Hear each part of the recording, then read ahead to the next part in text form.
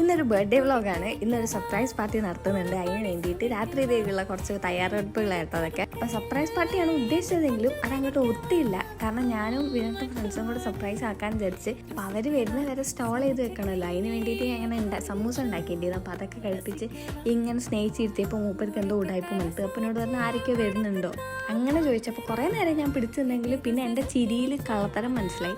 അങ്ങനെ ആ സർപ്രൈസ് അങ്ങോട്ട് പൊളിഞ്ഞ്. അങ്ങനെ ഇവർ കേക്കൊക്കെ എത്തി. അപ്പം ഇനിയിപ്പോൾ കേക്ക് കട്ടിങ് ഒക്കെ കേട്ടോ. അപ്പോൾ ഇതാ നല്ല കേക്ക് കൊണ്ടുവന്നത്.